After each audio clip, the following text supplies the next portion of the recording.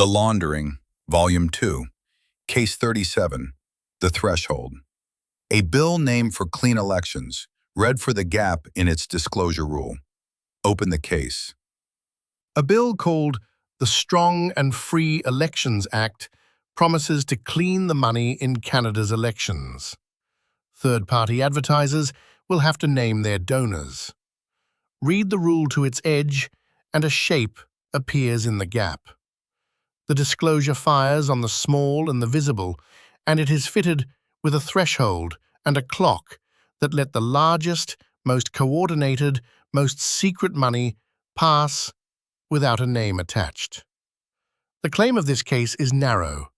A safeguard that exempts exactly the category it exists to surface is not a weak safeguard. It is a safeguard pointed the wrong way. Why not read this as ordinary campaign finance fine print, argued by specialists? Because that reading retires the structure.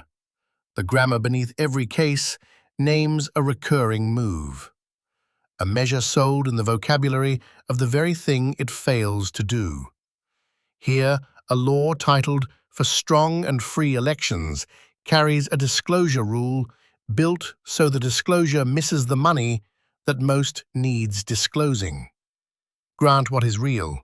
The rule does work, and the bill tightens the system against foreign money. But the rule carries a threshold. Donors go unnamed, where contributions are 10% or less of a group's revenue. And a clock. The window is the year before an election. Together, they let preloaded, coordinated money escape disclosure entirely. A regime that exempts the largest secret money does not merely underperform. It fails precisely where disclosure is the point. Walk me through the mechanism. How do two ordinary rules become a channel? A third party that runs regulated advertising must fund it from individual Canadians and permanent residents in a separate account and name donors above the line, unless its contributions are 10% or less of its annual revenue, in which case it may just use its own general revenue and skip the donor accounting. But a threshold does not check the size of the donor. It checks the size of the group's books.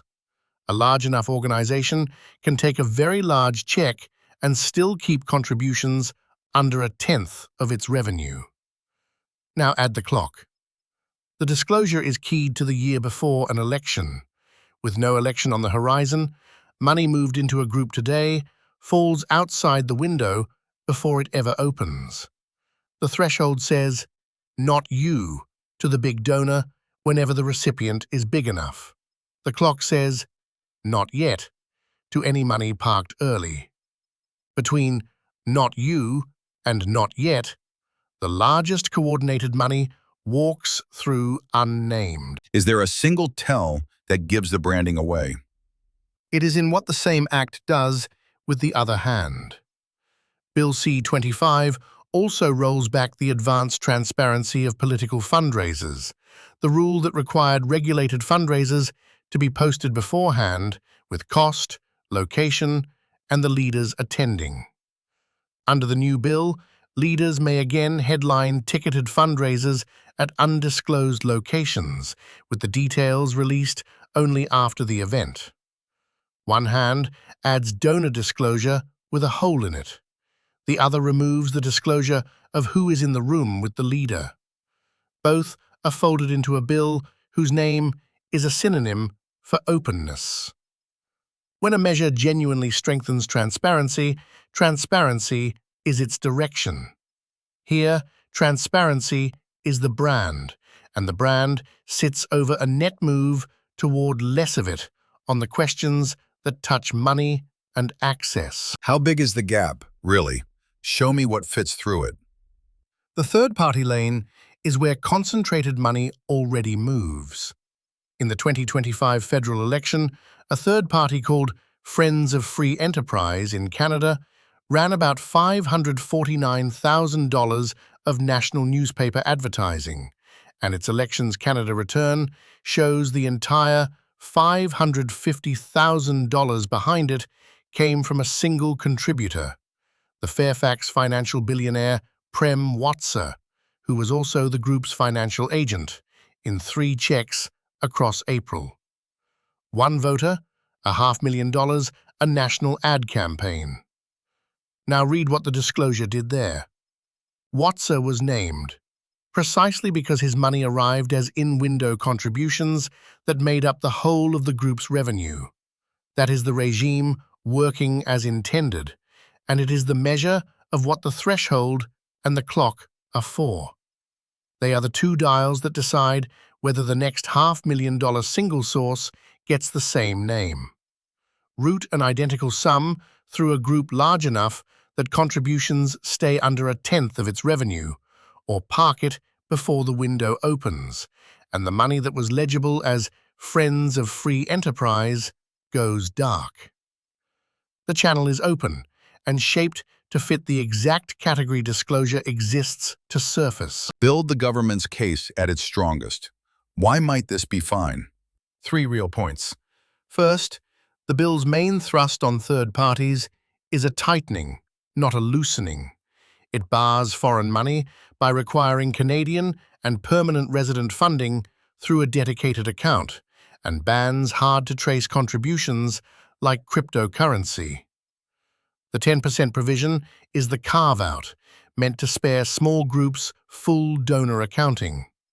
Second, the threshold is not the government's invention, it is the Chief Electoral Officer's own recommendation. His report following the 43rd and 44th general elections proposed exactly this rule, expressly to improve transparency and help prevent foreign funding of third parties. Third, the fundraiser rollback has a real justification. Hosts' home addresses were being published in advance, and people were harassed.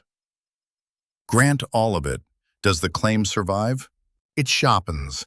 If the purpose is to keep foreign and untraceable money out while sparing small groups, the remedy the structure argues for is to close the threshold and the clock, cap the single source amount that can ride under the exemption, and reach money parked before the window. A privacy concern about a host argues for protecting the host's address, not for hiding which donors shared a room with the leader. The strongest case for the bill is a case for a better-aimed safeguard, which is exactly what a safeguard pointed the wrong way is not. The watchdog goes further than you do. What is his reading, and why won't you adopt it?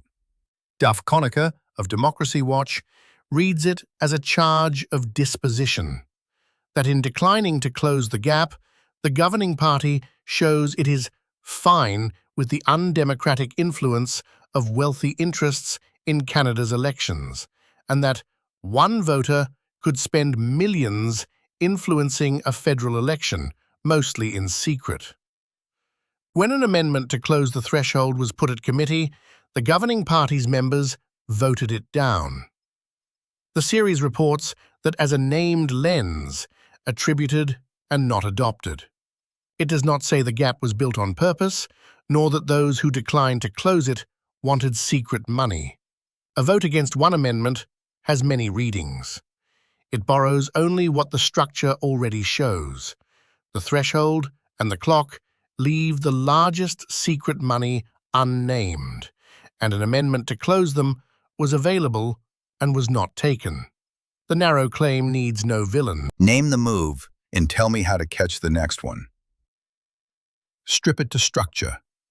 A bill is titled For Clean Elections. A donor disclosure rule is written with a small group exemption and a pre-election window.